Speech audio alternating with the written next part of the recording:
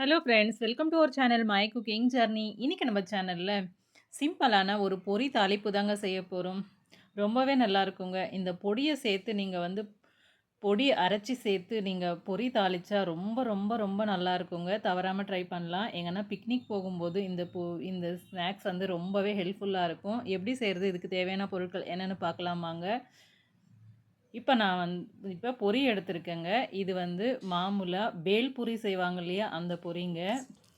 இந்த இந்த பொரி எடுத்தா நமக்கு வந்து நம்ம சேர்க்க போற மசாலா வந்து நல்லா இதுக்கு ஒட்டும். அதனால தான் நம்ம இந்த பொரி எடுத்திருக்கோம். இப்போ நம்ம பொரி எடுத்துட்டோம். அதுக்கடுத்து இப்போ வந்து ஒரு மிக்ஸி ஜார் எடுத்துக்கலாம். இதில் 2 ஸ்பூன் அளவுக்கு பொட்டுக்கடலை எடுத்திருக்கேங்க. பொட்டுக்கடலை எடுத்து இதை வந்து அரைச்சி எடுத்துக்கலாம். இது போல் அரைச்சி எடுத்துக்கலாங்க.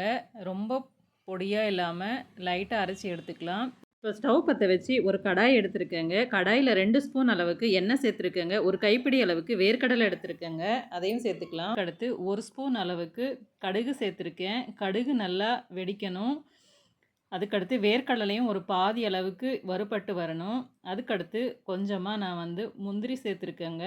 முந்திரியும் கொஞ்ச நேரம் வறுபட்ட உடனே நான் வந்து 2 பச்சை மிளகாய் எடுத்து நல்லா பொடியாக கட் பண்ணி சேர்த்துருக்கேங்க. அதையும் சேர்த்துக்கலாம். ஒரு 10 பல் பூண்டு வந்து நல்லா லைட்டாக வந்து செதைச்சி வச்சுருக்கேன். அதையும் சேர்த்துக்கலாம். அதுவும் சேர்த்து கொஞ்ச நேரம் இதையும் வதக்கிக்கலாம். இது வறுபட்ட உடனே ஒரு ஸ்பூன் அளவுக்கு பொட்டுக்கடலை எடுத்துருக்கேங்க. அதையும் சேர்த்துக்கலாம். அதையும் சேர்த்து வறுபடட்டும். அதுக்கடுத்து கொஞ்சமாக மஞ்சள் சேர்த்துருக்கேங்க. மஞ்சள் சேர்த்து ஒரு கைப்பிடி அளவுக்கு கருவேப்பிலை சேர்த்துருக்கேங்க. கருவேப்பிலையும் சேர்த்து இதை நல்லா லோ ஃப்ளேமில் நல்லா மொறுமொறுப்பாக வர வரைக்கும் வறுத்து எடுத்துக்கலாம். வேர்க்கடலை, முந்திரி இதெல்லாம் நமக்கு நல்லா வறுபடணும். வறுபட்டால் தான் நமக்கு பொரி சாப்பிடும்போது நல்லாயிருக்கும், நல்லா ருசியாக இருக்கும். இப்போ நமக்கு வறுபட்டு இருக்குங்க. இந்த இடத்துல நான் வந்து கொஞ்சமாக உப்பு சேர்த்துருக்கேன். இதுக்கு எந்த அளவுக்கு தேவையோ அந்தளவுக்கு உப்பு சேர்த்துருக்கேன். உப்பு அதிகமாக சேர்த்துட்டாலும் இது அதிகமாக எடுத்துரும். நம்ம சாப்பிடும்போது ரொம்ப உப்பாக தெரியும். அதனால் லைட்டாக சேர்த்துருக்கேன். அந்த ஸ்கிப்பிங் மிஸ் ஆகிருக்கு. இப்போ நம்ம ஏற்கனவே பொடிச்சு வச்ச பொட்டுக்கடலை பொடியை சேர்த்துக்கலாங்க. பொட்டுக்கடலை பொடியை சேர்த்து இது போல் நல்லா கலந்து கொடுத்துக்கலாம். இந்த பொட்டுக்கடலை பொடியை சேர்த்து நம்ம வந்து பொரி வந்து தாளிக்கிறதால ரொம்ப ரொம்ப சுவையாக இருக்குங்க. அதுக்கு இந்த பேல்பூரி பொரி மட்டும்தான் நல்லாயிருக்கும்.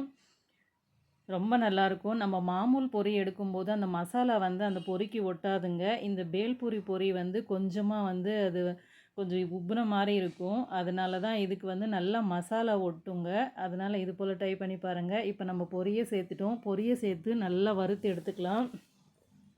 எல்லா பக்கமும் படுற மாதிரி வறுத்து எடுக்கிறேங்க. இப்போ இதில் உப்பு செக் பண்ணால் உப்பு ரொம்ப கம்மியாக இருக்குங்க. காரமும் கம்மியாக இருக்குது. அதனால் நடுவில் கொஞ்சம் கேப் விட்டு அதில் கொஞ்சமாக உப்பு, தனி மிளகாய்த்தூள், கொஞ்சமாக மஞ்சளும் சேர்த்து ஒரு ஸ்பூன் நெய், ஒரு ஸ்பூன் எண்ணெய் விட்டுருக்கேங்க. எண்ணெயும் சேர்த்து நல்லா வறுத்து பொரியோடு சேர்த்து நல்லா கிளறி எடுத்தால் நமக்கு தாளிப்பு பொரி ரெடிங்க. ரொம்ப நல்லாயிருக்கும். நம்ம எங்கேயாவது பிக்னிக் போகும்போது கூட நல்லா இதை எடுத்துகிட்டு போகலாம். ஆயில் இல்லாமல் ரொம்பவே நல்லாயிருக்கும். நல்லா முறுமுறுப்பாக ரொம்ப நல்லாயிருக்குங்க. நம்ம வந்து இந்த பொட்டுக்கடலை பொரி சேர்க்குறதால ரொம்பவே சுவையாக இருக்கும். தவறாமல் ஒரு முறை ட்ரை பண்ணி பாருங்கள். இந்த வீடியோ பிடிச்சிருந்தால் லைக் பண்ணுங்கள். தவறாமல் சேனலுக்கு சப்ஸ்கிரைப் பண்ணிக்கோங்க. நம்ம சேனலில் நிறைய ஹெல்தி ரெசிபீஸ் இருக்குது. அதையும் பாருங்கள். சேனலுக்கு சப்போர்ட் பண்ணுங்கள். தேங்க்யூ ஃபார் த வாட்சிங் கைஸ்.